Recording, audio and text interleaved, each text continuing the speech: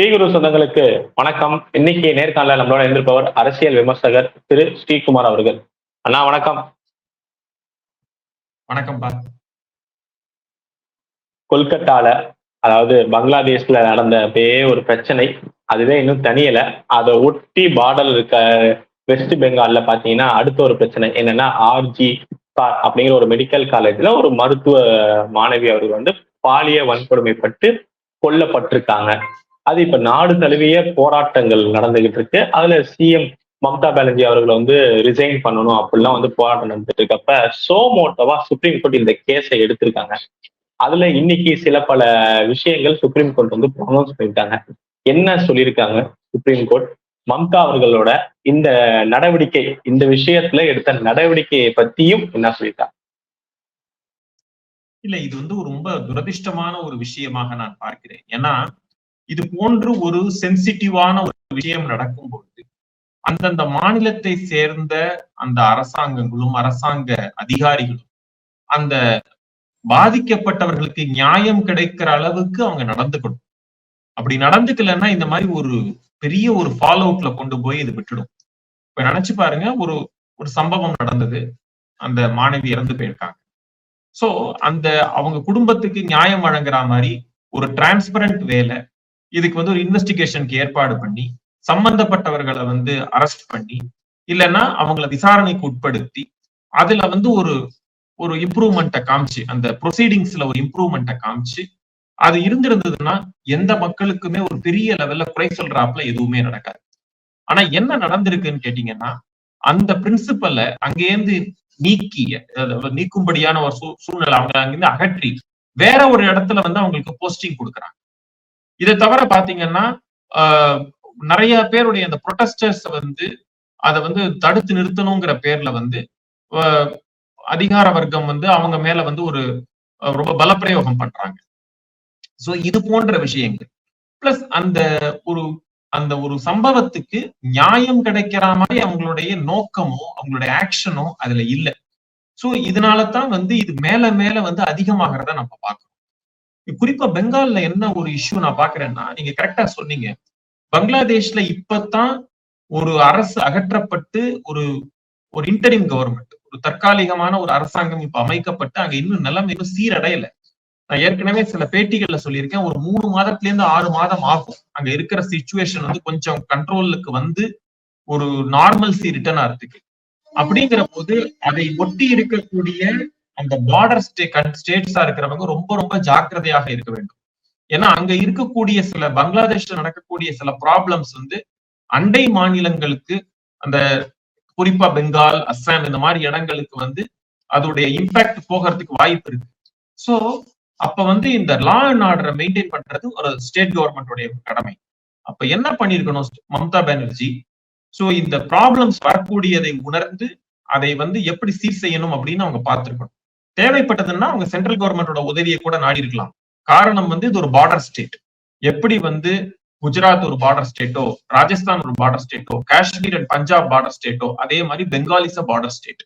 So நிச்சயமாக அதை பயன்படுத்தி இருக்கலாம். அவங்களோட இன்டெலிஜென்ஸையோ இல்ல அது ஃபோர்ஸை யூஸ் பண்றதோ, அந்த மாதிரி விஷயங்களை சமூக விரோதிகள் வராம இருக்கிறதுக்கு அவங்களை யூஸ் பண்ணிக்கிறது, இதெல்லாம் பண்ணிருக்கலாம். பட் என்ன அவங்களுடைய ப்ராப்ளம் என்னன்னா, மம்தா பானர்ஜியோட ப்ராப்ளம், தன்னை எதிர்த்து யாருமே எதுவும் பேசக்கூடாதுங்கிற ஒரு மைண்ட் செட்டோட அவங்க இருக்காங்க. சோ அதனால அரசாங்கம் அவங்களுடைய கண்ட்ரோல்ல இருக்கா, குறிப்பாக அரசாங்க அதிகாரிகள் அவங்க கண்ட்ரோல்ல இருக்காங்களா அப்படிங்கிற ஒரு பெரிய கேள்வி வருது. சோ இது கொஞ்சம் கொஞ்சமாக அடுத்தடுத்த கட்டங்களுக்கு எடுத்துட்டு போய் மருத்துவர்கள் எமர்ஜென்சி சர்வீஸை மட்டும்தான் பண்ணுவோம், பாக்கி பேருக்கு ரொம்ப ஒரு ஸ்ட்ரைக் மாதிரி எல்லாம் அவங்க ஈடுபடுறாங்க. பல இடங்கள்ல நம்ம பார்க்கணும். இது ரொம்ப ஒரு துரதிர்ஷ்டமான விஷயம். நீங்க நினைச்சு பாருங்க, நம்ம கண்ட்ரி கோவிடுக்கு அப்புறம் இப்பதான் கொஞ்சம் கொஞ்சமாக நம்ம மீண்டு நம்ம வந்துகிட்டு இருக்கோம். சோ ஹெல்த் இன்னும் எல்லாருக்கும் சரியாகல.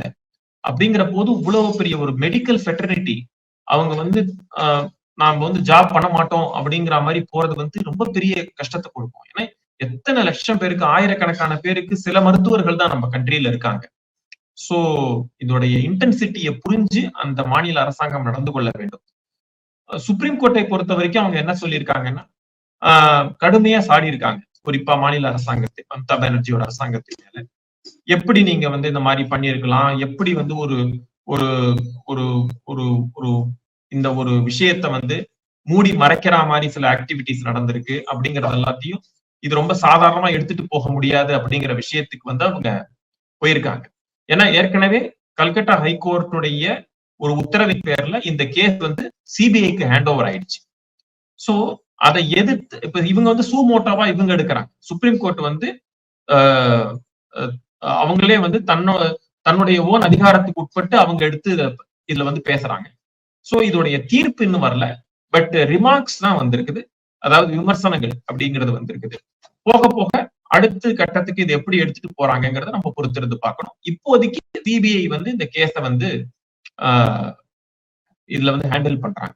இல்ல இன்னொரு ஒரு முக்கியமான ஒரு விஷயம் என்னன்னா, அந்த ஹாஸ்பிட்டல் அங்க போராட்டம் அங்க நடந்துகிட்டு இருக்கிற போது சில வன்முறையாளர்கள் அந்த ஹாஸ்பிட்டலுக்குள்ளேயே வந்து சில சிசிடிவி கேமரா உடைக்கிறதோ அந்த மாதிரி விஷயங்கள்ல ஈடுபடும் போது சந்தேகம் இன்னும் அதிகமாகும்.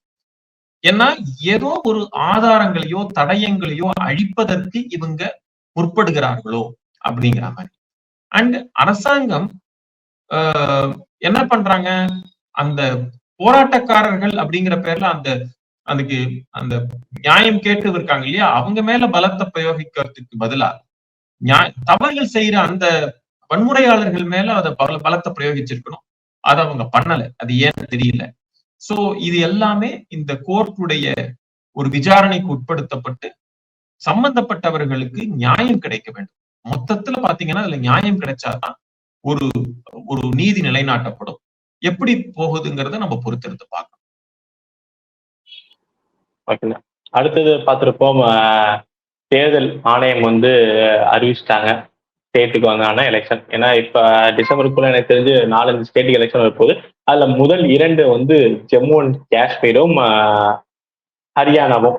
ஃபர்ஸ்ட் 2 பேசுறதுக்கு முன்னாடி ஜம்மு அண்ட் காஷ்மீர், ஏன்னா 370 நீக்கின அப்புறம் நடக்க போற முதல் சட்டமன்ற தேர்தல் சுப்ரீம் கோர்ட்டே வந்து செப்டம்பருக்குள்ள நடத்தி ஆகணும் அப்படிங்கிற தீர்ப்புலாம் கொடுத்ததை நம்ம பார்த்தோம். ஸோ ஜம்மு அண்ட் காஷ்மீர்ல நடக்க இருக்கிற தேர்தல் யாருக்கு சாதகமா ஆகும்? இப்ப 370 எடுத்த அப்புறம் வந்து மக்கள் மனநிலை எப்படி? ஜம்மு காஷ்மீரை பொறுத்தவரை நீங்க சொல்ற மாதிரி இது ஒரு முக்கியமான தேர்தல். 370 அகற்றப்பட்டு நடத்தப்படும் முதல் தேர்தல். இதோடைய இம்பாக்ட் வந்து பாசிட்டிவா இருக்கும்னு தான் நான் பாக்குறேன். ஏன்னா ஜம்மு காஷ்மீர்ல வந்து இதுக்கு முன்னாடி நடந்த பார்லிமெண்ட் எலெக்ஷனையும் நம்ம பார்த்துட்டோம். 2020 யாருக்கு? இல்ல, நான் டெமோக்ரஸிக்கு பாசிட்டிவா பாக்குறேன், ஜனநாயகத்துக்கு பாசிட்டிவா பாக்குறேன். ஏன்னா 370 அகற்றப்பட்டு நடந்த முதல் தேர்தல் அப்படின்னா நம்மளுடைய பார்லிமெண்ட் எலெக்ஷன். அதுக்கு நடுவில் நிறைய லோக்கல் பாடி எலெக்ஷன்ஸ் எல்லாம் நடந்து முடிஞ்சிருச்சு. பட் பார்லிமெண்டரி எலெக்ஷன் அப்படின்னு பாக்குற போது இதுவரை இல்லாத அளவுக்கு அதிகமான மக்களுடைய பங்கெடுப்பு, நிறைய பேர் வந்து வாக்களிச்சிருக்காங்க. அது ஸ்ரீநகரா இருக்கட்டும், பாராமுல்லாவா இருக்கட்டும், அனந்த்நாகா இருக்கட்டும், இது போன்ற காஷ்மீர் பள்ளத்தாக்குல இருக்கிற தொகுதிகள்ல வந்து அதிகமான மக்கள் வந்து வாக்கு செலுத்திருக்காங்க. ஜம்மு, உதம்பூர் அது போன்ற இடங்கள் எப்போதுமே ஜாஸ்தி ஓட் பர்சன்டேஜ் வரும், அதை பத்தி நம்ம பேசல. பட் காஷ்மீர் வேலி அவங்கள வந்து ஜாஸ்தி ஓட்டு போட்டிருக்காங்க. சோ இதோடைய ஒரு நீட்சியாக இந்த அசம்பிளி எலெக்ஷன் இருக்கும்னு நான் பாக்குறேன். அதாவது நிறைய மக்கள் இதுல பங்கெடுப்பாங்க, நிறைய வேட்பாளர்கள் இதுல இருப்பாங்க. எனக்கு தெரிஞ்சு நம்ம எப்போது பாத்தீங்கன்னா ஜம்மு காஷ்மீர் அசம்பிளி எலெக்ஷன் எல்லாம் நடக்கிற போது ஒரு போல் பாய்காட் அப்படின்னு ஒண்ணு கொடுப்பாங்க. இந்த தேர்தலை புறக்கணிக்கணும், இந்த கேண்டிடேட்ஸும் இதுல வந்து பங்கேற்க கூடாது, மக்களும் ஓட்டு போடக்கூடாது அப்படின்னு சில பிரிவினைவாத சக்திகள் அவங்க வந்து இதுல எப்போதும் வந்து இதுல வந்து ஒரு அழைப்பு விடுப்பாங்க. இந்த முறை அந்த கணக்கெல்லாம் மாதிரி நிறைய வேட்பாளர்கள் சுயேட்சையாகவோ இல்ல கட்சி சார்பாகவோ அவங்க இந்த தடவை போட்டி போடுவாங்க. சோ மக்களும் அதுல அதிக அளவுல பார்ட்டிசிபேட் பண்ணுவாங்க. இதுல எப்பொழுதும் பாத்தீங்கன்னா ஜம்மு அண்ட் உதம்பூர் இந்த இடங்கள் வந்து ஜம்மு ப்ராவின்ஸை சேர்ந்தது. காஷ்மீர்ல வந்து பாத்தீங்கன்னா ஸ்ரீநகர், அனந்த்நாக், பாராமுல்லா இந்த இடங்களை சேர்ந்தது. லடாக்ல இந்த தடவை தேர்தல் கிடையாது, ஏன்னா லடாக் வந்து யூனியன் டெரிட்டரி ஆயிடுச்சு. சோ ஒன்லி ஜம்மு அண்ட் காஷ்மீருக்கு உட்பட்டு தான் இப்ப தேர்தல் நடக்க போகுது. இதுல ஜம்மு ரீஜன்ல பாத்தீங்கன்னா எப்போதும் காங்கிரஸும் பாஜகவும் தான் எப்போதும் போட்டி போடுவாங்க. அண்ட் ஸ்ரீநகர் ஏரியால பாத்தீங்கன்னா மாநில கட்சிகளான பிடிபியும் தேசியவாத கட்சியும், தேசியவாத காங்கிரஸ், தேசியவாத கான்ஃபரன்ஸ், தேசிய மாநாட்டு கட்சின்னு சொல்லுவாங்க இல்லையா, நேஷனல் கான்ஃபரன்ஸ் பார்ட்டி, அவங்களும் போட்டி போடுவாங்க. இந்த தடவை என்ன சில சேஞ்சஸ் அப்படின்னு பாத்தீங்கன்னா, சில புதிய மாநில கட்சிகள், அதாவது இந்த ஜம்மு காஷ்மீர் அப்னி பார்ட்டி அப்படின்னு ஒரு கட்சி, அவங்க வந்து இந்த கிரிக்கெட் பேட் சிம்பிளோட இருப்பாங்க. அதே மாதிரி ஜம்மு காஷ்மீர் பீப்புள்ஸ் கான்ஃபரன்ஸ் ஒரு கட்சி, அது வந்து இந்த ஆப்பிள் சிம்பிளோட இருப்பாங்க. அவங்க எல்லாம் இந்த புது கட்சிகள். இப்ப ஏற்கனவே இருந்த ஃபரூக் அப்துல்லாவோட தேசிய மாநாட்டு கட்சி, மெஹபூபா முஃப்தியோட பிடிபி, இவங்களை தவிர புதுசா இவங்க இருக்காங்க. இதுக்கு முன்னாடியே எலெக்ஷன்ல நின்று இருக்காங்க. பட் இந்த எலெக்ஷன்ல வந்து அவங்களோட இம்பாக்ட் அதிகமா இருக்க போகிறதா நான் பாக்குறேன். ஸோ பிஜேபி ஜம்மு ரீஜனை தாண்டி காஷ்மீர் ரீஜன்ல அவங்களுடைய பர்ஃபார்மன்ஸ் எப்படி இருக்க போகுது அப்படின்னு நம்ம பொறுத்திருந்து பார்க்கணும். இதுல என்னன்னு கேட்டீங்கன்னா, ஒரு சில தொகுதிகள் ரிசர்வ்டு கான்ஸ்டிடியூவன்சிஸா அறிவிக்கப்பட்டிருக்கு. எஸ்சி கான்ஸ்டிடியூவன்சிஸ், எஸ்டி கான்ஸ்டிடியூவன்சிஸ் முதலாக ஜம்மு காஷ்மீர்ல. சோ அது ரொம்ப இன்ட்ரெஸ்டிங்கா இருக்க போகுது. சோ என்னை பொறுத்த வரைக்கும் நிறைய வேட்பாளர்கள் இருப்பாங்க, நிறைய மக்கள் வந்து பார்ட்டிசிபேட் பண்ணுவாங்க. இதுல நான் பாக்குறது எப்படி ரிசல்ட் எப்படி இருக்கும்னு நான் பாக்குறேன்னா, ஒரு குறிப்பிடப்பட்ட யாருக்குமே தனி மெஜாரிட்டி கிடைக்கிற வாய்ப்பு ரொம்ப கம்மி. நிறைய பேருக்கு வந்து வாய்ப்புகள் வந்து எல்லாருக்கும் ஸ்கேட்டர்டா தான் வரும். பிஜேபி பாத்தீங்கன்னா ஜம்மு உதம்பூர் ரீஜன்ல கொஞ்சம் நிறைய சீட்ஸும், காஷ்மீர்ல ஏதோ 1-2 சீட்டு ஜெயிக்கிறதுக்கு அவங்க பார்ப்பாங்க. நேஷனல் கான்ஃபரன்ஸும் பிடிபியும் எப்படி அவங்க கூட்டணியோட சேர்ந்து ஒன்னா நிக்கிறாங்களா இல்ல தனித்தனியா நிக்கிறாங்களாங்கிறத நம்ம பொறுத்திருந்து பார்க்கணும். காங்கிரஸ் என்ன பண்ண போறாங்கன்னு தெரியல. இந்த புதிய கட்சிகள் என்ன பண்ண போறாங்கன்னு பார்க்கணும். இது தவிர சில சுயேட்சைகள் நிக்கிறதுக்கு வாய்ப்பு இருக்கு, அவங்களுடைய வாய்ப்புகள் எப்படி இருக்குன்னு பார்க்கணும். அது தவிர குலாம் நபி ஆசாத், இவர் ரொம்ப இன்ட்ரெஸ்டிங்கான ஒரு பர்சனாலிட்டி. இப்ப பாத்தீங்கன்னா அவர் ஒருவேளை வெற்றி பெற்றால் அவர் கட்சி ஜெயிக்கிறதுக்கு வாய்ப்பு ரொம்ப கம்மி. பட் அவர் தனிப்பட்ட முறையில் அவர் ஜெயிச்சாருன்னா, அவர் ஒரு சிங்கிள் எம்எல்ஏவா இருந்தாலும் அவரை பாஜகவும் மற்ற சிறிய கட்சிகளும் ஆதரித்து முதலமைச்சராக அவர் பொறுப்பேற்பதற்கான வாய்ப்பு அதிகம். ஏன்னா திரு மோடி அவர்களுக்கும் குலாம் நபி ஆசாத் அவர்களுக்கும் உண்டான நட்பு அது ரொம்ப ரொம்ப பழமையானது. சோ ஓரளவுக்கு வந்து நம்பர்ஸ் கொஞ்சம் ஃபேவரபிளா வந்ததுன்னா, அதாவது பீப்புள்ஸ் கான்ஃபரன்ஸுக்கும் பிடிபிக்கும் நேஷனல் கான்ஃபரன்ஸுக்கும் சாதகமாக இல்லாவிட்டால், இவங்க எல்லா சிறிய கட்சிகள் பாஜக, குலாம் நபி ஆசாத் இவங்க சேர்ந்து ஒரு அணி அமைத்து அவங்க வந்து ஒரு கவர்மெண்ட் ஃபார்ம் பண்ண வாய்ப்பு இருக்கு. எல்லாமே பாத்தீங்கன்னா போஸ்ட் போல் தான். எலெக்ஷனுக்கு முன்னாடி உள்ள கூட்டணியா இருக்காது, எலெக்ஷனுக்கு பிறகு அமையக்கூடிய ஒரு கணக்காகத்தான் இருக்கும்னு நான் பாக்குறேன். அடுத்தது ஹரியானா. இதுல இன்னும் ஒரு இப்பயே வந்து ரிசல்ட் வந்து எல்லாருமே கணிக்க ஆரம்பிச்சிட்டாங்க. என்னன்னா இன்டரிம் கவர்மெண்டான பிஜேபி வந்து தோக்குறதுக்கான வாய்ப்புகள் அதிகம். ஏன்னா அங்க வந்து ஜாட் மக்கள் அந்த பிரச்சனை நிறைய போயிட்டு இருக்கு அப்படின்னு சொல்லிட்டு. ஸோ ஹரியானா எப்படி அமைய போகுது? இப்ப சொல்ற மாதிரியே இன்டரிம் கவர்மெண்ட் பிஜேபி தற்போது ஆளுகிற பிஜேபிக்கு ஒரு பின்னடைவா அமையுமா எப்படி? ஹரியானா ரொம்ப இன்ட்ரெஸ்டிங்கா இருக்க போகுது இந்த முறை. ஏன்னா ஹரியானாவுக்கு ஒரு பேக்ரவுண்ட் இருக்கு. எப்போதுமே காங்கிரஸுக்கும் இந்தியன் நேஷனல் லோக்தள் அப்படின்னு சொல்லக்கூடிய தேவிலாலுடைய கட்சிக்கும் தான் எப்போதும் முன்னாடி போட்டி இருந்துகிட்டு இருந்தது. நீங்க வந்து 96 எல்லாம் பாத்தீங்கன்னா பன்சிலால் அப்படின்னு ஹரியானா விகாஸ் பார்ட்டின்னு ஒருத்தர் காங்கிரஸ்ல இருந்து விலகி வச்சு நடத்தினாரு. அதுக்கப்புறம் வந்து 99, 2000ல இருந்து 2004 வரைக்கும் ஓம் பிரகாஷ் சௌட்டாலா இந்த INLD இந்தியன் நேஷனல் லோக்தள் நடத்தினார். அதுக்கப்புறம் 2004ல இருந்து 2014 வரைக்கும் ஒரு 10 ஆண்டு காலம் காங்கிரஸ் கட்சி இருந்தாங்க. பூபீந்தர் ஹூடா வந்து அங்க சீஃப் மினிஸ்டரா இருந்தார். 2014ல இருந்து 2024 வரைக்கும் பிஜேபி இருக்காங்க. ஃபர்ஸ்ட் டைம் 2014ல பிஜேபி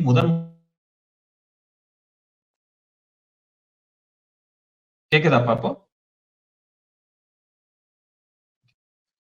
முதன்முறையாக 2014ல பிஜேபி வந்து ஆட்சி அமைக்கிறாங்க. சோ ஒரு 10 ஆண்டு காலம் காங்கிரஸ், 10 ஆண்டு காலம் பாஜக. சோ இதுல எல்லாரும் என்ன சொல்றாங்கன்னா, பாஜக இந்த முறை அதிகாரத்தை இழக்கும், காங்கிரஸ் ஆட்சிக்கு வர வாய்ப்பு இருக்கிறது அப்படின்னு நிறைய பேர் சொல்றாங்க. நான் கொஞ்சம் மாறுபடுறேன். என்ன காரணம் அப்படின்னா 2004ல முதலாக ஆஃப்டர் லாங் டைம் 2004ல முதலாக இல்ல, ஆஃப்டர் லாங் டைம் காங்கிரஸ் ஆட்சியை பிடிக்கிறாங்க. மொத்தம் 90 தொகுதிகள் அங்க ஹரியானால. 90 தொகுதிகள்ல 67 சீட் வாங்கினாங்க காங்கிரஸ். 67 சீட். நான் சொல்றது 2004ல. 10 சீட்டு சுயேட்சைகள். பிஜேபிக்கு 2 சீட்டும் நம்ம கிடைச்சது. இந்தியன் நேஷனல் லோக்தள் மிச்ச சீட்டு வாங்கினாங்க. அந்த மாதிரிதான் அவங்க கூட்டணி. 90க்கு 67 சீட், 2/3க்கு மேலேயே வாங்கினாங்க காங்கிரஸ் கட்சி. 2009ல அடுத்த தேர்தல் நடக்குது. 67 சீட் வாங்கின காங்கிரஸ் வெறும் 40 சீட் வாங்க, 27 சீட் குறையுது காங்கிரஸுக்கு. சோ அவங்க அங்கேருந்து எவ்வளவு தூரம் போறாங்கன்னு பாருங்க. அதுக்கப்புறம் 2014ல பாஜக ஆட்சி அமைக்கிறாங்க. காங்கிரஸ் 40 சீட்ல இருந்து 15 சீட்டா போயிறாங்க. சோ அவங்க ஃபால் கண்டினியூ ஆகுது. பாஜக 2014ல முதலாக அரௌண்ட் 46 or 47 சீட்ஸ் வாங்குறாங்க. 2019ல 40 சீட்ஸ் வாங்குறாங்க. அவங்களுக்கும் ஒரு சர்க்கிள் இருக்கு 2019ல, பெரிய லெவல்ல இல்ல. சோ இன்னொன்னு பாத்தீங்கன்னா, இவ்வளவு பெரிய ஃபார்மர்ஸ் அஜிடேஷன் எல்லாம் ஹரியானாவை சுத்தி இந்த ஜாட் அஜிடேஷன் இதெல்லாம் தாண்டி பாஜக இந்த லோக்சபா எலெக்ஷன்ல பாத்தீங்கன்னா 5 சீட் வாங்கினாங்க. 10 சீட்ல 5 சீட் வாங்கிருக்காங்க. 5 சீட் தான் காங்கிரஸ். அதுல 2 சீட் பாத்தீங்கன்னா பாஜக ஒரு ஃபியூ தௌசண்ட்ஸ் ஆஃப் ஓட்ஸ்ல தான் இழந்திருக்காங்க. சோ அந்த ப்ராப்பரான அந்த ஓட்ஸ் வந்திருந்ததுன்னா பாஜக அரௌண்ட் 7 சீட் வாங்கியிருப்பாங்க, காங்கிரஸ் 3 சீட் வாங்கியிருப்பாங்க லோக்சபாவை பொறுத்தவரை. இந்த முறை நான் பார்ப்பது என்னன்னு கேட்டீங்கன்னா, ஒரு ஜாட் வெர்சஸ் நான் ஜாட் அப்படின்னு ஒரு சூழ்நிலை ஏற்படுத்த நான் பாக்குறேன். இப்ப இருக்கக்கூடிய இந்த சைனி முதலமைச்சர் சைனி அப்படிங்கிறவர், அவருக்கு பெரிய அளவுல விரோதம் இல்லை. ஜாட்டுகளுக்கு மத்தியில மனோகர்லால் கட்டருக்கு இருந்த அளவுக்கு விரோதம் இவருக்கு இல்ல. மனோகர்லால் கட்டர் இருக்காருன்னா அவருக்கு 100% விரோதம் இருந்ததுன்னா ஜாட் மக்களுக்கு இடையே, இவர் மேல அந்த அளவுக்கு இல்லை. அது ஒரு பாயிண்ட். செகண்ட் பாத்தீங்கன்னா, இவருடைய அந்த கம்யூனிட்டி அது பாத்தீங்கன்னா பரவலாக இருக்கிறது. ஹரியானாவை பொறுத்த வரைக்கும் ஓபிசி கம்யூனிட்டிங்கிறது பரவலாக இருக்கு. சோ ஒரு ஓபிசி கன்சால்டேஷன் இவருக்கு இருப்பதை நான் பார்க்கிறேன். இப்போ இருக்கக்கூடிய முதலமைச்சர் சைனிக்கு இருப்பதை நான் பார்க்கிறேன். இளைஞரா இருக்காரு, குருக்ஷேத்ராவோட எம்பியா இருந்தாரு, அப்புறம் மாநில தலைவரா இருந்தாரு, இப்ப முதலமைச்சரா இருக்காரு. பாத்தீங்கன்னா பெரிய லெவல்ல இவர் மேல ஒரு அதிருப்தியோ அந்த கட்சி எம்எல்ஏக்களுக்கு நடுவுல ஒரு பிரச்சனை புகைச்சலோ எதுவுமே இருக்கிறத நான் பார்க்கல. சோ அவர் எல்லாரையும் அரவணைச்சு எடுத்துட்டு போறாரு. காங்கிரஸ் சைட்ல பாத்தீங்கன்னா 3-4 முதலமைச்சர் வேட்பாளர்கள் இருக்காங்க. உபேந்தர் ஹூடா ஒருத்தர் இருக்காரு, ஷீல்ஜா குமாரின்னு ஒருத்தங்க இருக்காங்க, சுர்ஜேவாலா இருக்காரு. சோ இவங்கெல்லாம் இருக்காங்க. சோ இதுல யாரு ஒருவரை காலை ஒருவர் வாருவாங்கிற அந்த ஒரு ப்ராப்ளம் இருக்கு. வேற பிஜேபியை பொறுத்த வரைக்கும் சைனிங்கிறவர் இருக்காரு, அவருக்கு கீழே மொத்தமா எல்லாரும் கன்ஃபியூஷனே இல்லாம இருக்காங்க. சோ பாஜக 90 சீட்ல 46 எடுத்தால் அறுதி பெரும்பான்மை. எந்த கட்சி இருந்தாலும் 46 எடுத்தால் அறுதி பெரும்பான்மை. பாஜகவிற்கு 40ற்கு குறையாமல் கிடைக்கும் அப்படிங்கிறது தான் என்னுடைய ஒரு கணக்கு. அது எப்படி போகுதுங்கிறத பார்க்கலாம். அடுத்தது காணொலியிலே இறுதியான கேள்வியானா, தமிழகத்தை பத்தி கேட்கலன்னா தெய்வ குத்தம் ஆயிடும். இப்ப இங்க பார்த்திருப்போம், மிகப்பெரிய ஒரு சர்ச்சை போயிட்டு இருக்கு. என்னன்னா, அண்ணாமலை அவர்கள் நாணயம் கருணாநிதி அவர்களுக்கு வெளியிட்ட அந்த நாணயத்துல கலந்துக்கிட்டது. சோ இதை எப்படி பாக்குறீங்க இந்த சர்ச்சைய? இந்த சர்ச்சைக்கான காரணம் என்ன? இது சர்ச்சைக்கு உண்டான காரணமாக இருப்பதாகவே நான் கருதவில்லை. ஃபர்ஸ்ட் என்ன மெயின் பாத்தீங்கன்னா, கருணாநிதி அப்படிங்கிறவர் ஒரு முன்னாள் முதலமைச்சர். அவர் பல முறை முதலமைச்சராக இருந்திருக்கிறார். எந்த ஒரு கட்சியும் மாநில கட்சிக்கும் அவருடைய கட்சியை உருவாக்கியவருக்கு ஒரு ஹானர் பண்ணணும்னு நினைச்சு அவங்க சில முயற்சிகள் எடுப்பாங்க. திமுக அதன் மாதிரிதான் முயற்சி எடுத்தாங்க.